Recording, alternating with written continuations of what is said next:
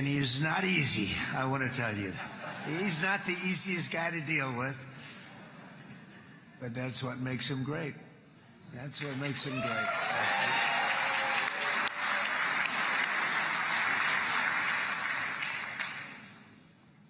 Thank you very much, baby.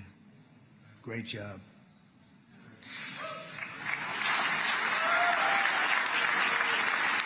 And let me also convey my tremendous appreciation for all of the nations of the Arab and Muslim world that came together to press Hamas to set the hostages free and to send them home. We had a lot of help. We had a lot of help from a lot of people that you wouldn't suspect, and I want to thank them very much for that. It's an incredible triumph for Israel and the world to have all of these nations working together as partners in peace. And it's pretty unusual for you to see that, but it happened in this case. This was a very unusual point in time, a brilliant point in time. Generations from now, this will be remembered as the moment that everything began to change, and change very much for the better. Like the USA right now, it will be the golden age of Israel and the golden age of the Middle East. It's going to work together.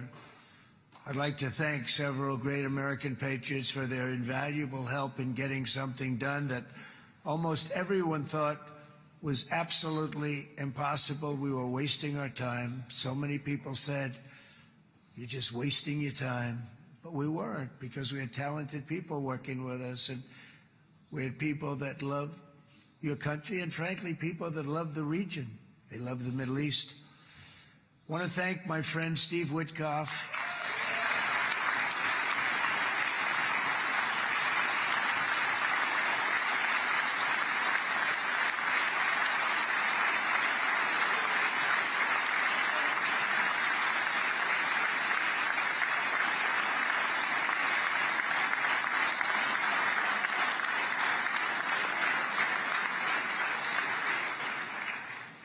You know, Steve was chosen by me.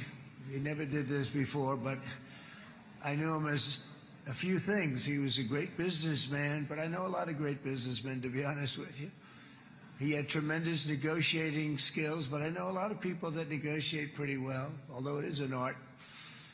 But there are people that can negotiate pretty well. But most importantly with Steve, he's just a great guy. Everybody loved him. Everybody. I mean, I know some negotiators that are so good, but you wouldn't have had peace in the Middle East. You would be in World War III right now with some of these guys. Everybody loves Steve, and they respect him, and they somehow can relate to him. I've known him for many years, and I've seen it over and over again. להוציא את חבר הכנסת הזה, להוציא אותו מהאולם, להוציא אותו מיד, החוצה, החוצה, החוצה.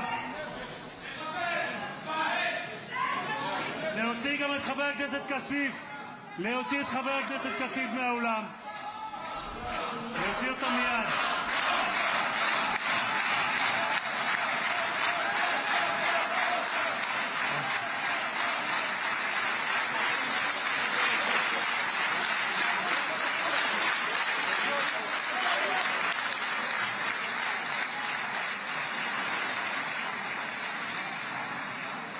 Sorry for that, Mr. President. Thank you. Please.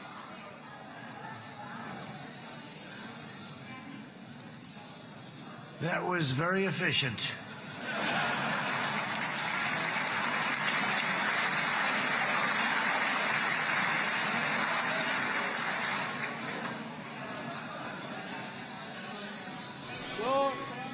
So back to Steve. He's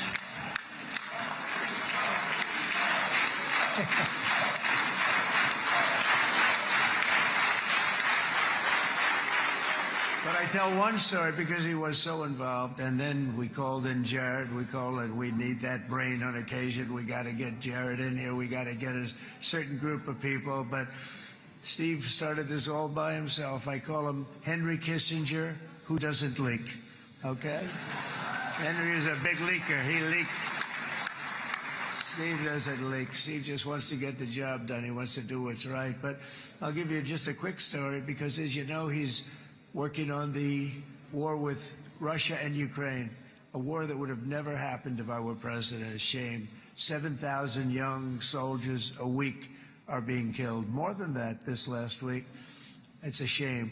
It should have never happened. But it did happen, and we won the race, and I took over this horrible war that's been raging, and I thought it would be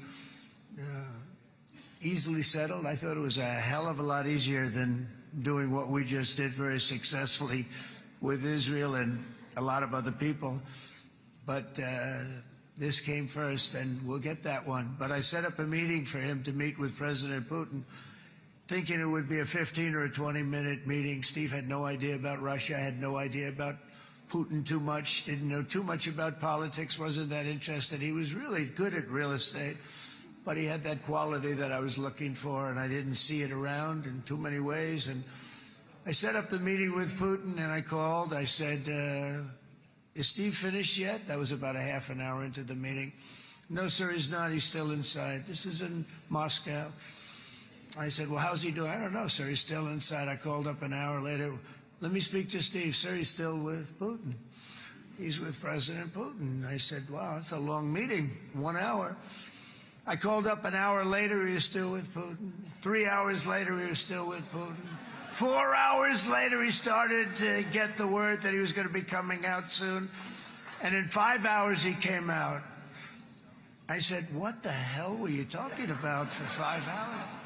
And he says, just a lot of interesting things. We're talking about a lot of interesting things, including what he went in there for, but you can't talk about it for 5. You can talk about it for a certain period of time, and you know what you're getting. But that's a talent. That's a talent where you can do that. Most people I'd send in, number one, they wouldn't be accepted. Number two, if they were, the meeting would last 5 minutes. And that's what happens with Steve. Everybody loves him.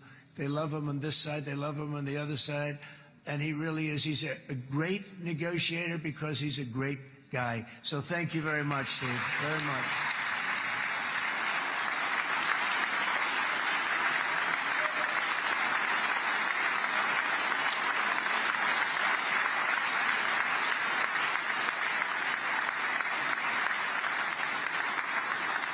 And let me also give a very special thanks to someone who truly loves Israel. In fact, loves it so much that my daughter converted. My daughter converted. I didn't know this was going to happen. And Ivanka's here.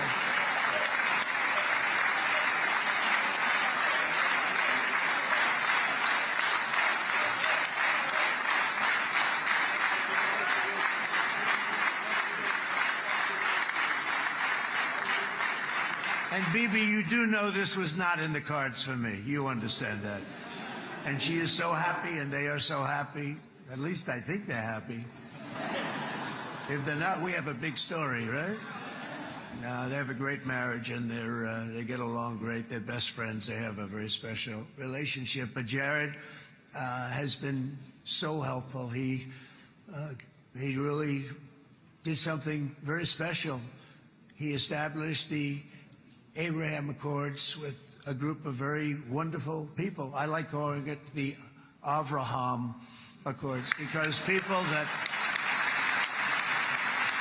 right? Avraham. It's so cool. It's so much sort of nicer, you know, the Abraham versus the Avraham.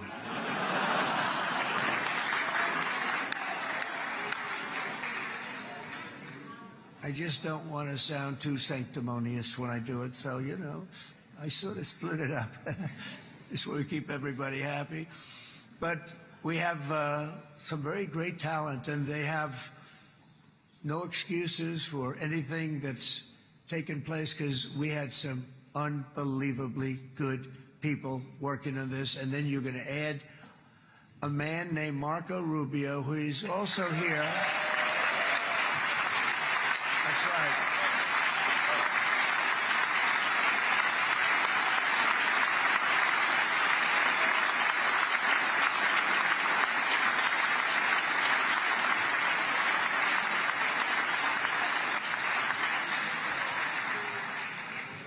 And I have a prediction that Marco will go down, I mean this, as the greatest Secretary of State in the history of the United States. I believe that.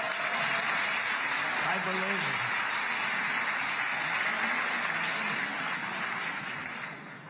it. And he and I, we really fought it out. You remember, he was tough. He was nasty. Who the hell thought this was going to happen, Marco, right? And now I'm saying he's going to go down as the greatest. He will. He was always smart and sharp, and people respect him. And then we have somebody who's young, but an unbelievable leader. I saw it a long time ago, and he's turned out to be even better than we thought. Right, Susie? I think even better. And that's Pete Hegseth, who is our Secretary of War, formerly Secretary of Defense.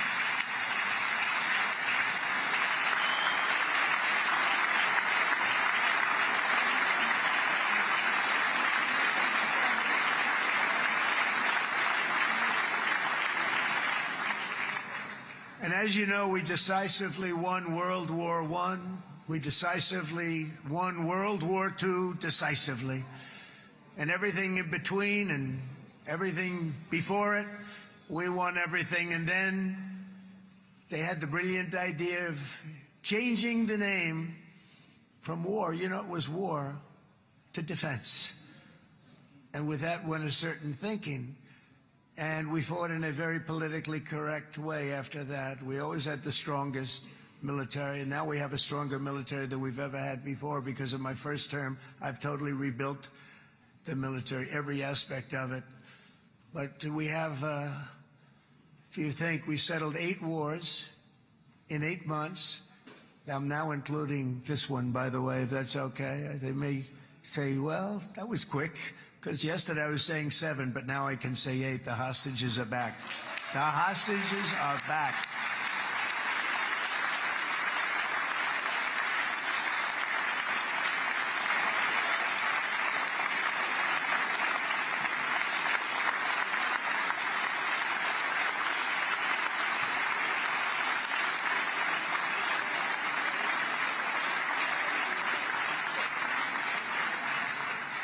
It is a good feeling. Isn't that nice to say? I just said the hostage. First time I said the hostages are back. It feels so good to say it.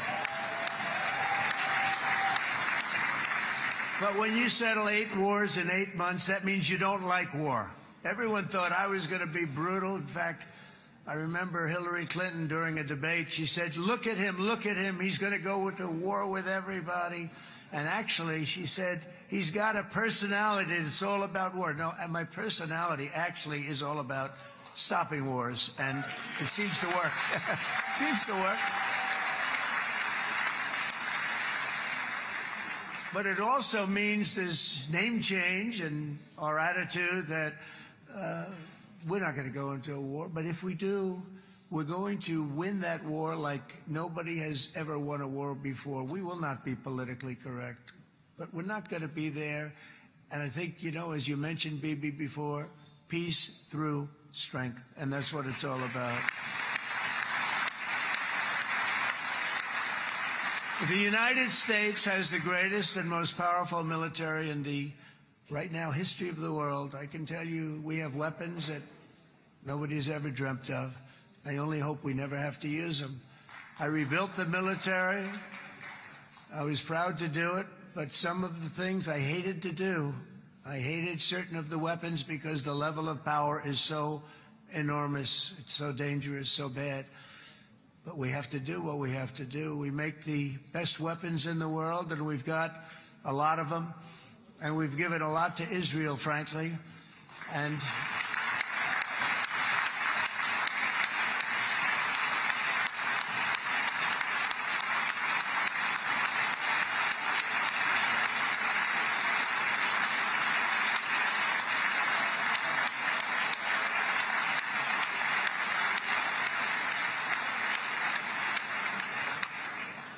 Bibi would call me so many times, can you get me this weapon, that weapon, that weapon? Some of them I never heard of, Bibi, and I made them.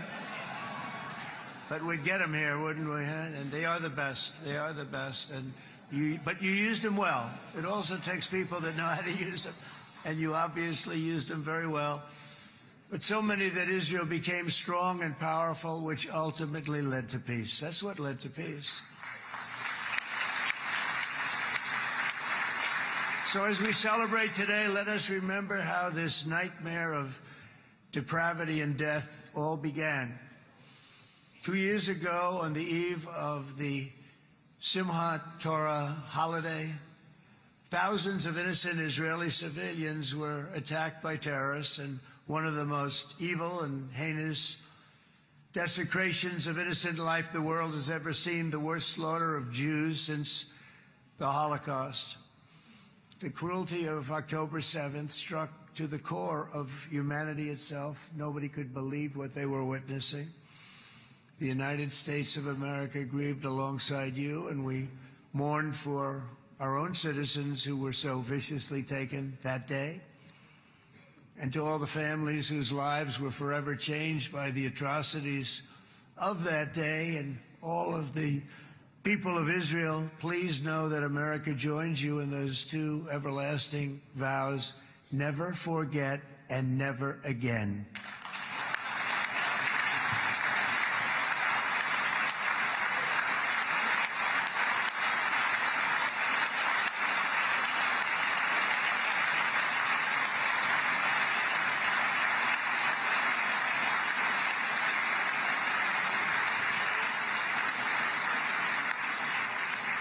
From October 7th until this week, Israel has been a nation at war, enduring burdens that only a proud and faithful people could withstand.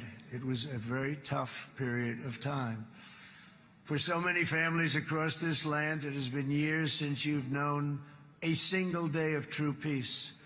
But now at last, not only for Israelis, but also for Palestinians and for many others, the long and painful nightmare is finally over. And as the dust settles, the smoke fades, the debris is removed, and the ashes cleaned from the air, the day that breaks on a region transformed, and a beautiful and much brighter future appears suddenly within your reach. This is now a very exciting time for Israel and for the entire Middle East, because all across the Middle East, the forces of chaos, terror, and ruin that have plagued the region for decades now stand weakened, isolated, and totally defeated. A new coalition of proud and responsible nations is emerging, and because of us, the enemies of all civilization are in retreat. Thanks to the bravery and incredible skill of the Israeli Defense Forces in Operation Rising Lion,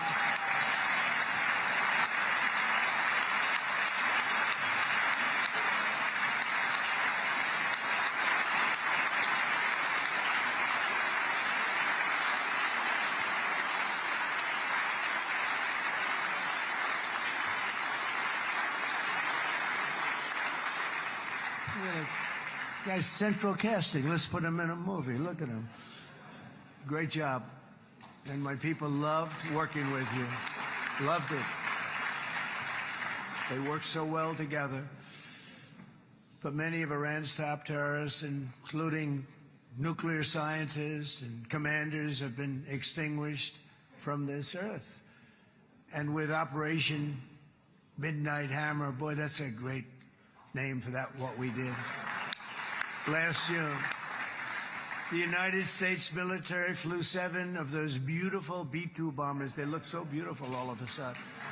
They were always, I thought they were pretty planes. I had no idea they could do what they did. In fact, we just ordered 28 more of them. A little updated version. We ordered a whole pile of them. And almost 100 other planes went with them, including fighter jets. And we had 52 tankers, big, beautiful, brand new tankers that were loading them up 4 or 5 times. They've traveled 37 hours back and forth. Think of that. But we had tankers all over the sky for all the other planes. We had the F-22s, the F-35s, F-16s. We had a hell of a lot of planes.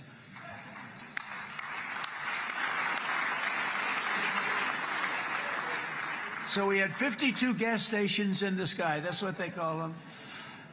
I'll tell you, I wouldn't want to be flying one of them. We have our great General Raisin Cain right here. General, stand up. This guy. What a general. Thank you.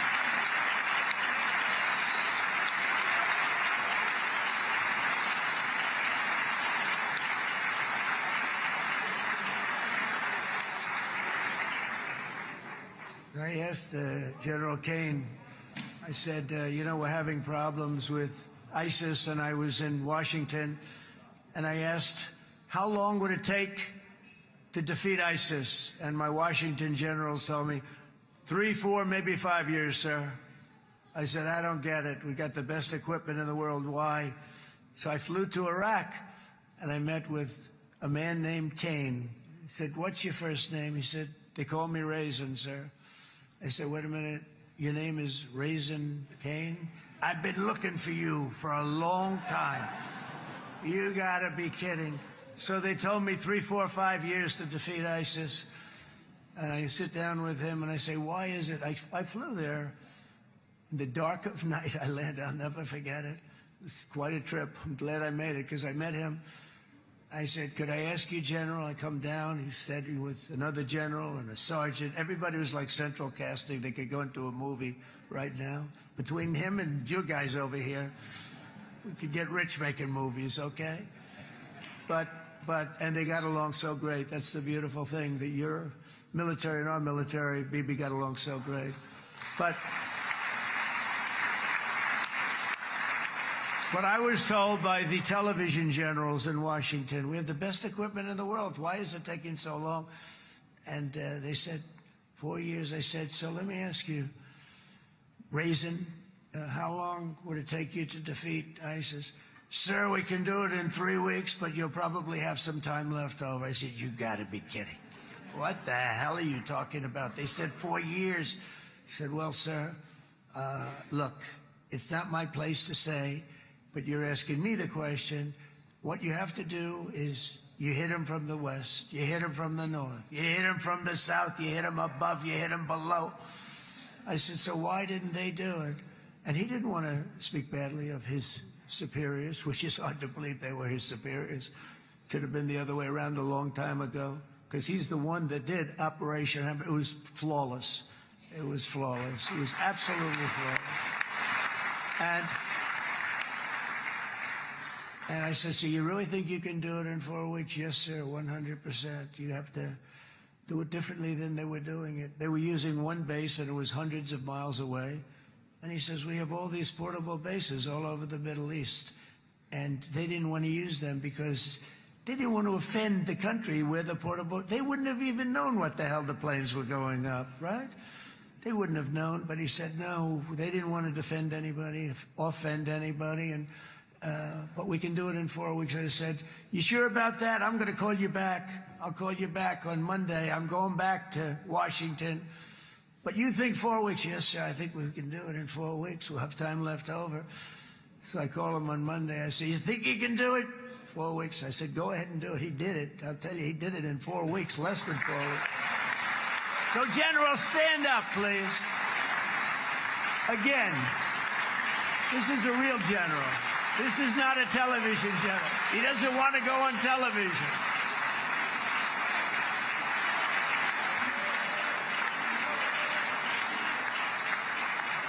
He doesn't want to go on television. I said the other guys love being on television. So we dropped 14 bombs on Iran's key nuclear facilities, totally, as I said originally, obliterating them. And that's been confirmed, and everybody understands it. Together we stopped the #1 state sponsor of terror from obtaining the world's most dangerous weapons. And if you think about it, if we didn't do that, and assuming we made the same deal that we have today, there'd be a dark cloud over this deal. And #1, it wouldn't happen because the other Arab and Muslim nations really wouldn't feel comfortable making the deal that we have now, right? if Iran had that nuclear weapon that they were about 2 months away from having. They would have had it in 2 months or maybe less than that. They were right at, this was our last shot. They looked at it for 22 years. This was our last shot. The pilots told me that. They said, 22 years, sir. They looked at it. Our predecessors looked, they studied it. 3 times a year would do drills on that exact attack. And boy, did they get it right. But let's assume they didn't, and let's assume there was large-scale nuclear weapons in the hands of Iran. We couldn't be here today. Even if we signed the deal, which we couldn't do because a lot of people would not want to have anything to do with it, we took a big cloud off of the Middle East and off of Israel.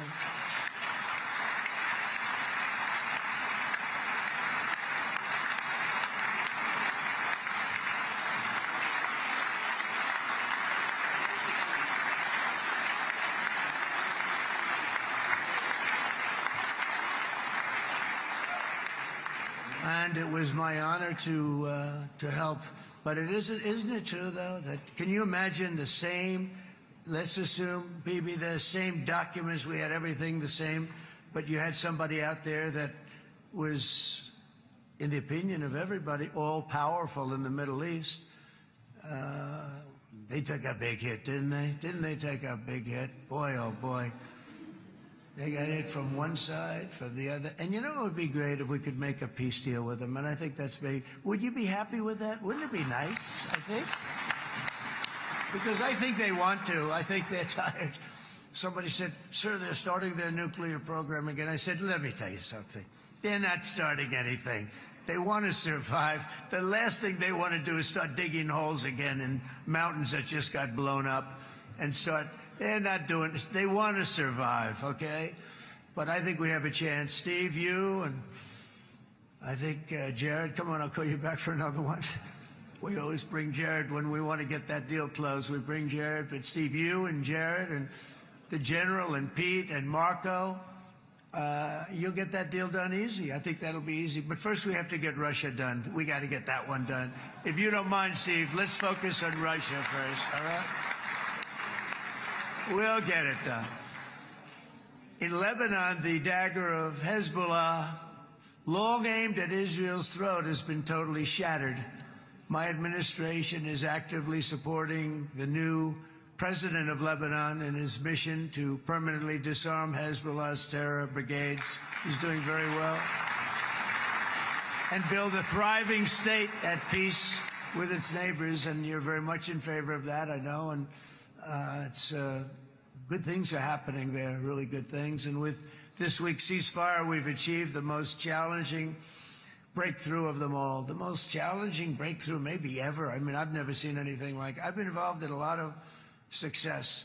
I have never seen anything like what's going on today all over the world. People are dancing in the streets, not just in Israel. They're dancing in the streets of countries that would have never danced in the street about what's happening today. They're dancing in those streets. So this long and difficult war has now ended. You know, some people say 3,000 years, some people say 500 years, whatever it is. It's the granddaddy of them all.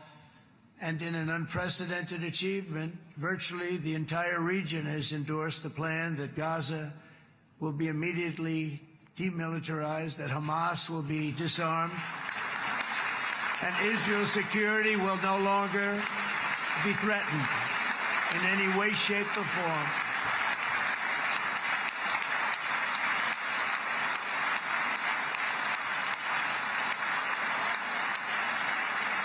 So Israel, with our help, has won all that they can by force of arms. You've won. I mean, you've won. Now it's time to translate these victories against terrorists on the battlefield into the ultimate prize of peace and prosperity for the entire Middle East. It's about time you were able to enjoy the fruits of your labor. Mr. Opposition Leader. I said he's a very nice opposition leader. I think. No, he's a nice man. Bibi, he's a nice man.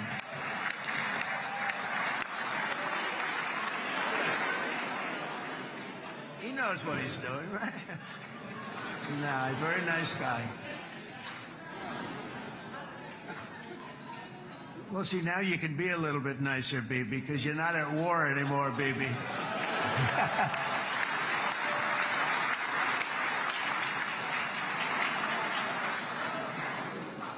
But only by embracing the opportunities of this moment can we achieve our goal of ensuring that the horrors of recent years will never happen again. You don't want to have to go through this again. 8 years ago, I came to this region on a very special first trip abroad as the President of the United States. I came here very early at your request. I addressed the leaders of the Arab and Muslim world gathered in Saudi Arabia and said that it was time to build a future free of the grip of extremism and terror. And interestingly, right now, as soon as I'm finished, I'm quite late. You've kept me quite late between opposition leaders and Bibi's brilliant but very long speech. I thought I was going to run up here, make a speech, and then head to Egypt. It didn't work out there. And you made a pretty long one, too, Sarah.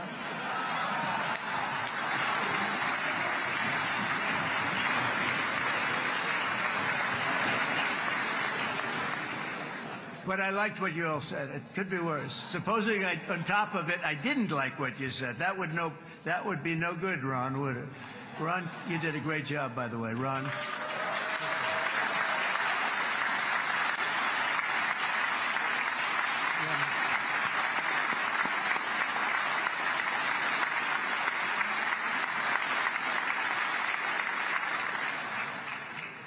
So I'm going to be meeting, actually, in a little while, I'm going to be meeting with the most powerful, the richest nations, really, in the world. Although now, with the tariffs, the United States is by far the richest nation in the world, as you probably have been reading.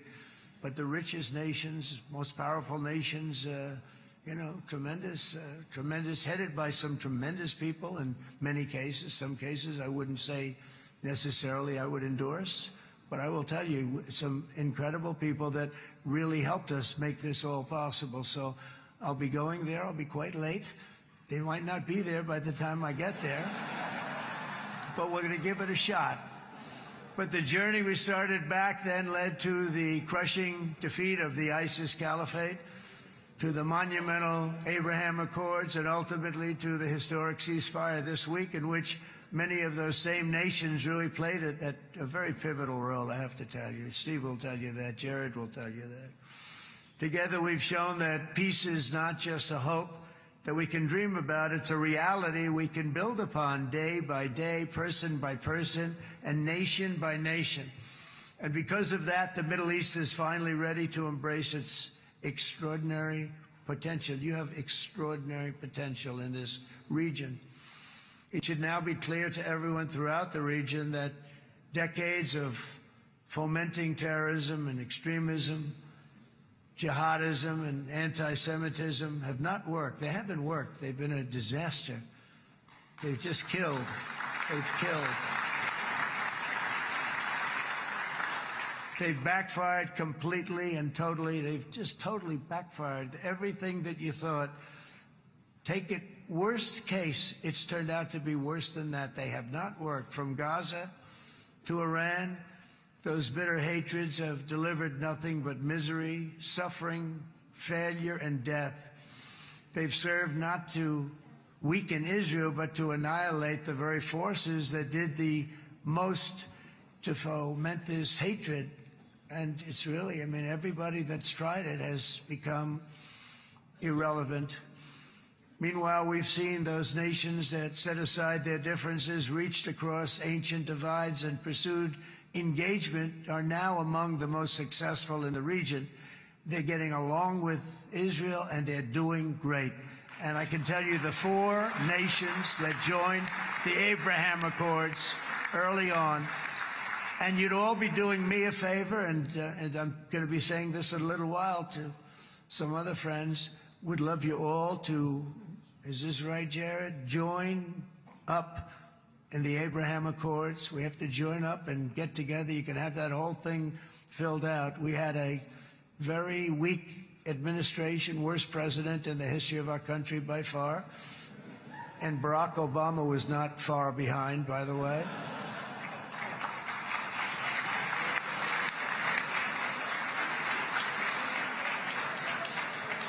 And they did nothing with this incredible document, the Abraham Accords, but now you can fill them up. Now you have peace, you have people that really like Israel. I'll tell you what, and they like Israel a lot more today than they did even 5 weeks ago. You've made a lot of, you've come back.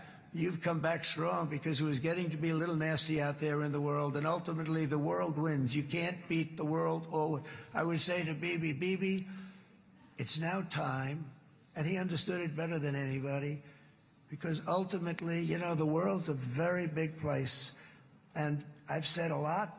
I said, this piece of land is very small. It's unbelievable what you've done with that tiny, you look at a map even of just, not the world, the Middle East, and you have this little dot. And think of what you've done. It's incredible. It's incredible.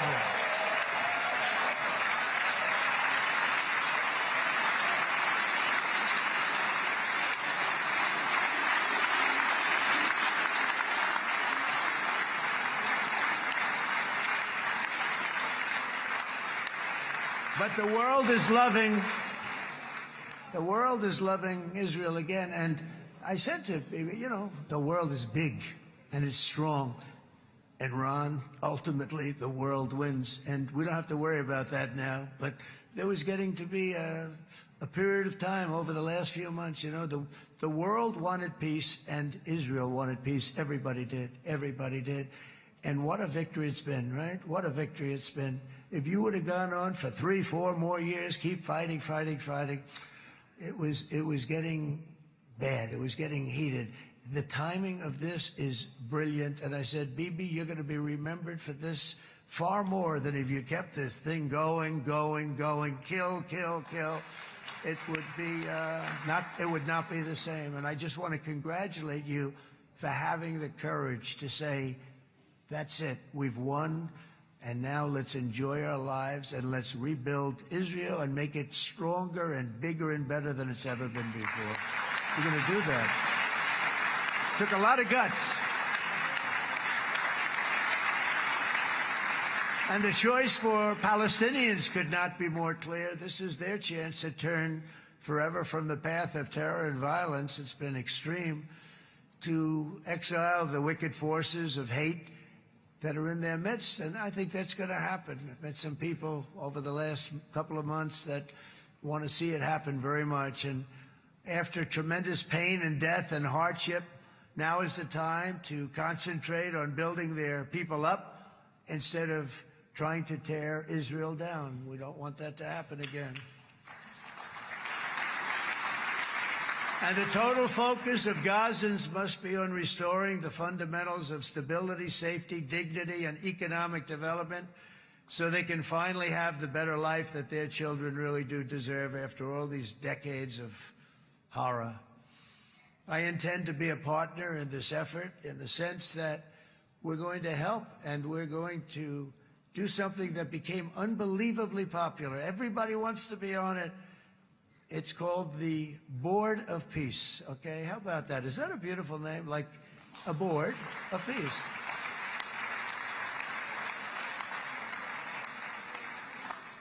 The only bad thing from my standpoint, every single nation involved has asked me to be the chair, and I'll tell you, I'm very busy. I didn't count on that, but you know what? If we do it, we'll do it right, and we have unbelievable power and wealth. Because you're going to need wealth. You're going to need wealth to rebuild things. And they have wealth like few people have wealth. I want to thank the Arab and Muslim nations for their commitment as they've made to support a safe rebuilding of Gaza and beyond. I have many Arab countries, very wealthy countries, that came up and said, we'll put up tremendous amounts of money to get rebuild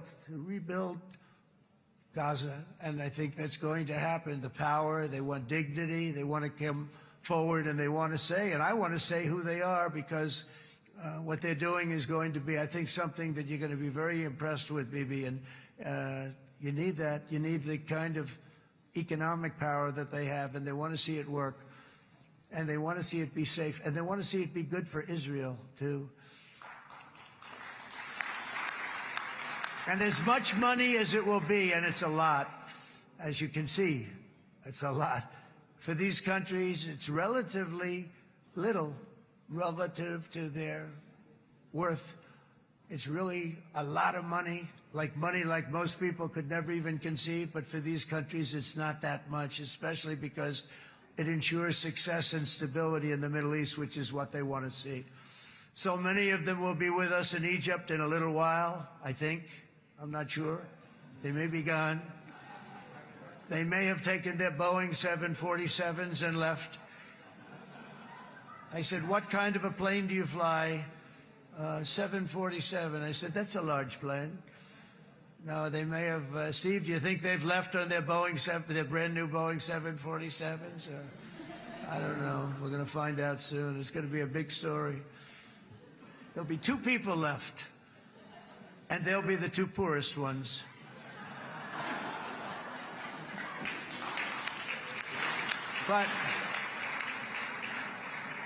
But it will be the wealthiest and most powerful group of nations. So the group that we have assembled, that's waiting for us, is the wealthiest and most powerful group ever assembled at one time. There has never been a group like this. And they're only looking for good. They want good. They're going to do good. And as those commitments are made, I'm going to let the world know who's doing it, because they really deserve to get the credit. And some of them probably won't want the credit, but they deserve it. It's more obvious than ever that the productive and responsible nations of this region should not be enemies or adversaries. You should be partners and eventually even friends, and that's what's going to happen. I know it. Together you can stand against the forces of chaos. Yeah, you go ahead. That's an important point.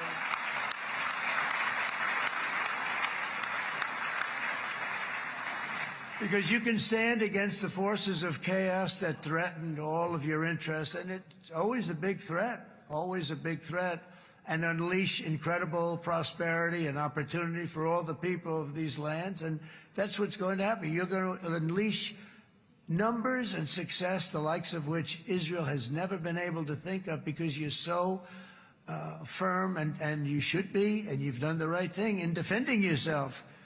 You're not going to have to worry so much about it. You've won, and now you can build, and you can do things that you never even thought possible. When you put that genius into doing something else, it's going to be something it's going to be a miracle. The miracle in the desert, it's going to be amazing. And it already is in a true sense.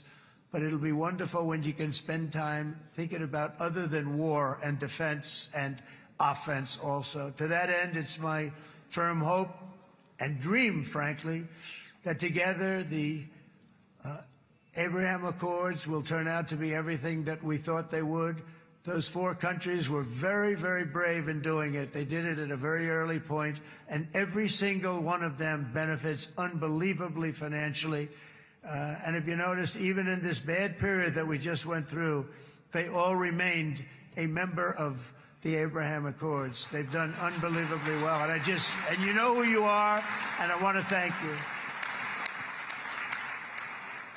And they've stayed because of loyalty, but they've also stayed because it was really good business. They've made a lot of money being members, and you're going to all, I hope that every one of the countries that we're seeking, Jared, I hope they join quickly.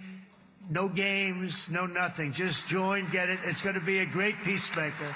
It's really going to bring it together beyond anybody's wildest dream. So instead of building fortresses to keep enemies at bay, the nations of this region should be building infrastructure to weave your commerce closer together, because you've got to compete with the big world out there in commerce now. It's a different kind of competition. Instead of making weapons and missiles, the wealth of this region should flow to schools and medicine, industry, and, frankly, the new hot thing, artificial intelligence. It's a lot of intelligence you're going to have to be thrown off to pay back these sums of money that they're doing. But that's really the hot one. And I might say that the United States, a year ago, was a dead country. I say it to people. I heard it first from the King of Saudi Arabia. I then heard it from UAE. I heard it from Qatar. I heard it from many other countries. A year ago, the United States of America was a dead country. Now it's the hottest country anywhere in the world. It is the hottest. There's no question about it.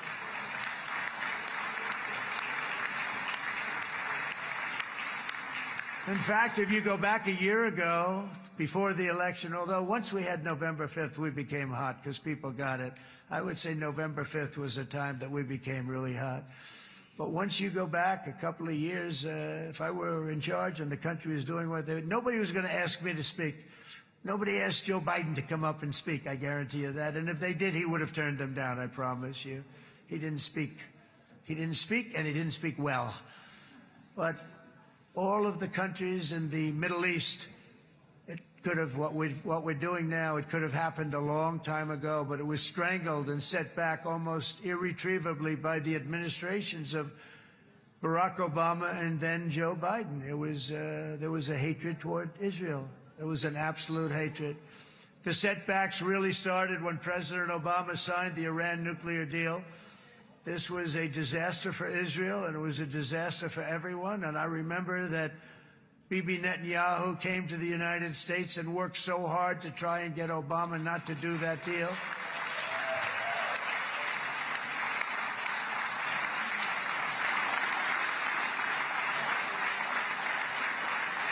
He worked so hard. But it was like talking to a wall. I remember him telling me it was like talking to a wall. They wanted to go with Iran. They chose Iran, frankly, over a lot of other good nations, but specifically Israel. And that was the beginning of a very bad period of time. You had Obama go out, and the Iran nuclear deal turned out to be a disaster. And by the way, I terminated the Iran nuclear deal, and I was very proud to do it.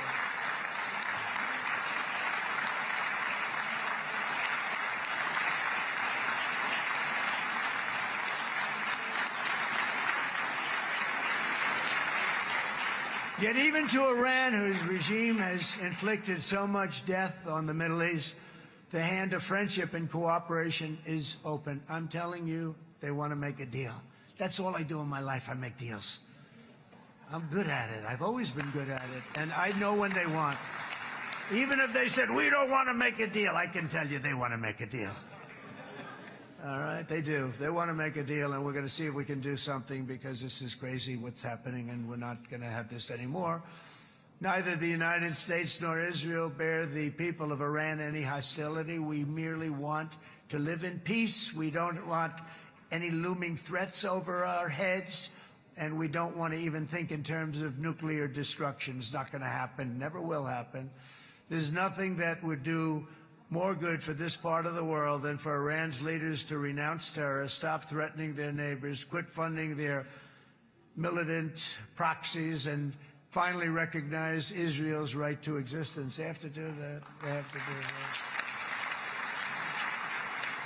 that. And to Iran, and as you know, this is not said out of weakness. There's no weakness.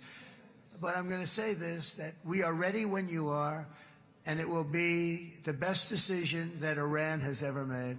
And it's going to happen. It's going to happen. And they're good people. I know a lot of Iranians in the United States. They're good people, smart, hardworking people. They don't want to see what's happened to their country.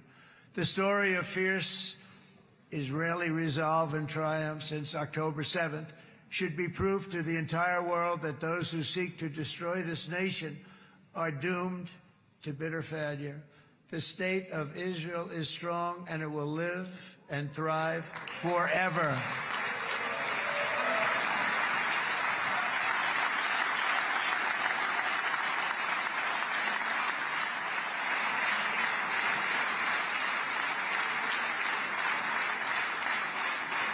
And that is why Israel will always remain a vital ally of the United States of America.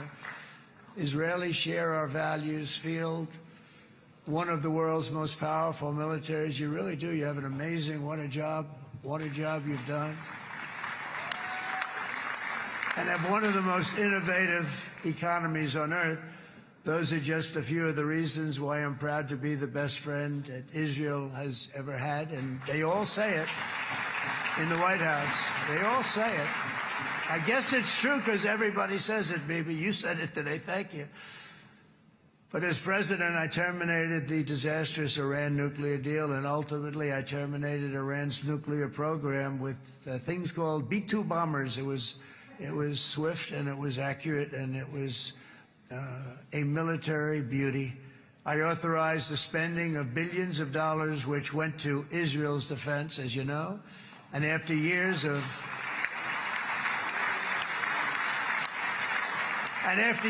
broken promises from many other American presidents, you know that, they kept promising. I never understood it until I got there. There was a lot of pressure put on these presidents. It was put on me too, but I didn't yield to the pressure. But every president for decades said, we're going to do it. The difference is I kept my promise and officially recognized the capital of Israel and moved the American embassy to Jerusalem.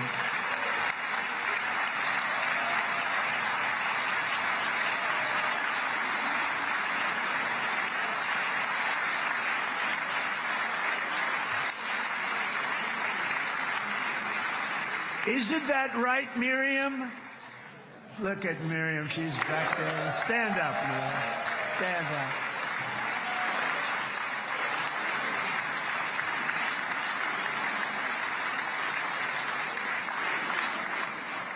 Miriam and Sheldon would come into the office. They'd call me.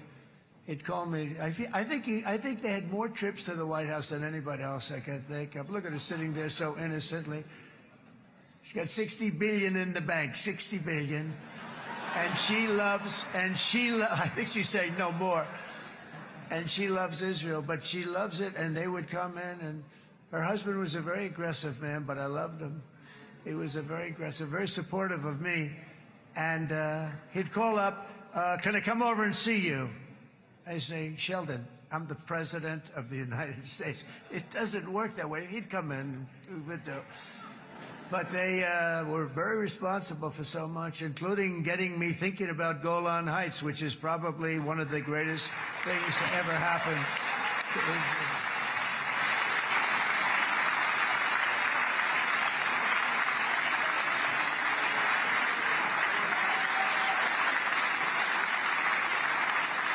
Miriam, stand up, please. She really is. I mean, she loves this country.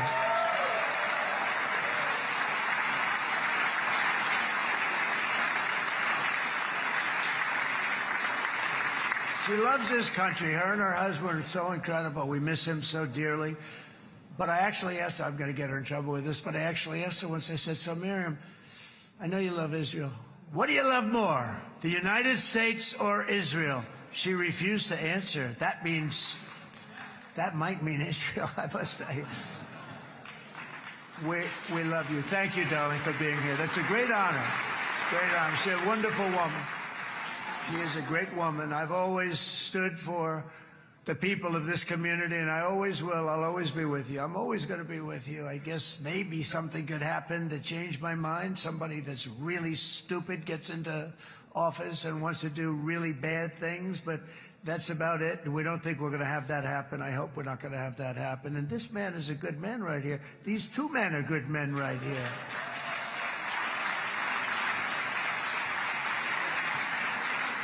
Hey, I have an idea. Mr. President, why don't you give him a pardon? Give him a pardon. Come on.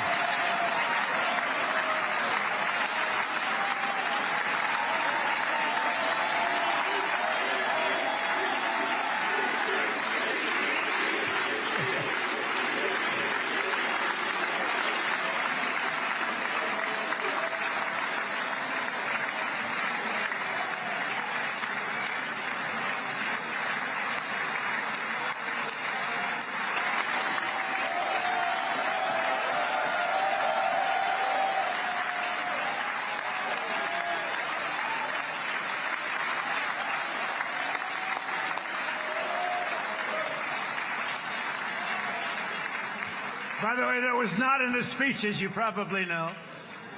But I happen to like this gentleman right over here, and it just seems to make so much sense. You know, whether we like it or not, this has been one of the greatest wartime presidents. This has been one of the greatest wartime presidents. And cigars and champagne, who the hell cares about that?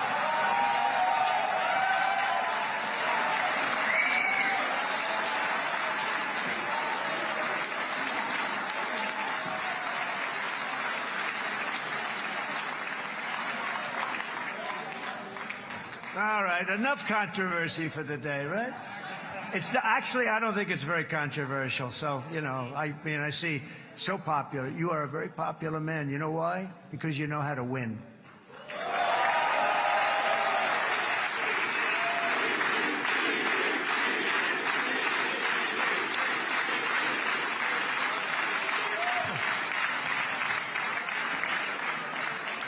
Over the past 2 years, I've met many of the families of the Israelis taken hostage and those that were taken hostage. Unbelievable. I've looked into their eyes. I've seen the worst nightmares of their suffering, but I've also seen something else, the beautiful love of the people, the love of people, frankly, that hold things together, the love that gives you the courage to carry on through thousands of years of persecution and repression and to emerge with the heart of David.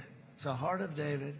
It's that love that's defeated the enemies of civilization, built this incredible country and this unbelievable economy, and forged one of the great democracies of the world. That is why it's a true honor to stand here today and address this assembly in your ancient and eternal now capital, Jerusalem. I'm proud to have helped in that regard. This city and this nation stand as living proof that a much brighter future for this entire region is truly within our grasp. For thousands of years, Jerusalem has been a home to Christians, Jews, Muslims, and people of all ethnicities and creeds. This is the holy center of the world's three great Abrahamic faiths. I like that too. Adorned, it's the first time I've seen that word in a while. Adorned with their sacred sites and alive with their pilgrims and visitors from every corner of the globe. But here between the Western Wall, the Temple Mount, and the hill called Calvary, people of every faith and background live, work, pray, serve, and raise their families side by side, and they do it with love. This example is just one of the modern miracles that Israel has given to the world. And just in closing, the leaders in this chamber know better than anyone else the challenges of this harmony, and it's been easily won. No, it hasn't. It has not been. It's been so tough, but it has been, some say, a miracle. What you've done is a miracle. Look at your size. Look at your chances when it all started. And, you know, if you think about it, you are safer today, stronger today, and more respected today than at any time in the history of Israel. Think of it. People used to say it wouldn't exist. They don't say that anymore, do they? Yet if safety, security, and coexistence can thrive here in the winding alleys and ancient paths of Jerusalem, then surely peace and respect can flourish among the nations of the broader Middle East. The God who once dwelled among his people in this city still calls us, in the words of Scripture, the turn from evil and do good, to seek peace and pursue it. So he still whispers truth into the hills and knolls and valleys of his magnificent creation, and he still writes hope into the hearts of his children all over the world. And that is why even after 3,000 years of pain and conflict, the people of Israel have never given up from the threats of Zionism, from all sorts of threats. You want the promise of Zion. You want the promise of success and hope and love and God. And the people of America have never lost faith in the promise of a great and blessed future for all of us. From the very first day that modern Israel was founded, we have stood together through thick and thin of setbacks, and through victory and defeat, through glory and heartache, We have built industries together. We have made discoveries together. We have confronted evil together, and we have waged war together. And perhaps, most beautifully of all, we have made peace together. And this week, against all odds, we have done the impossible and brought our hostages home.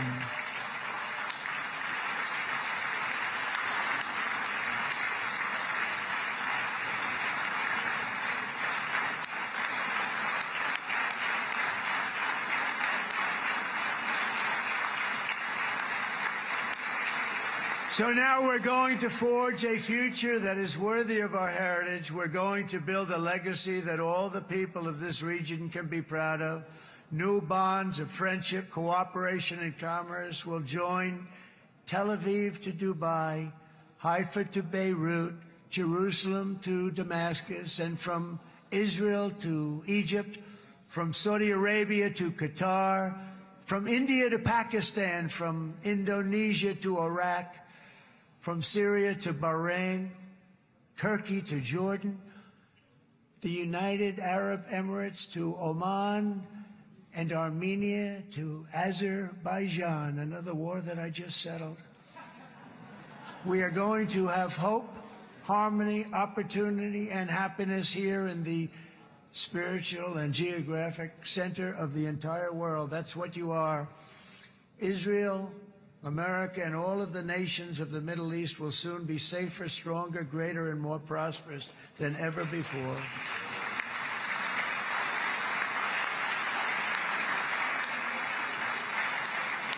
And I want to thank you all once again for this exceptional honor. This has been truly an honor. It's seldom that a president is invited to do this.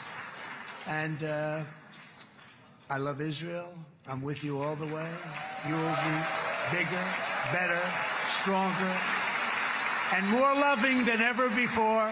Thank you very much. God bless you. God bless the United States of America. And God bless the Middle East. Thank you, everybody. Good luck. Thank you very much. Thank you.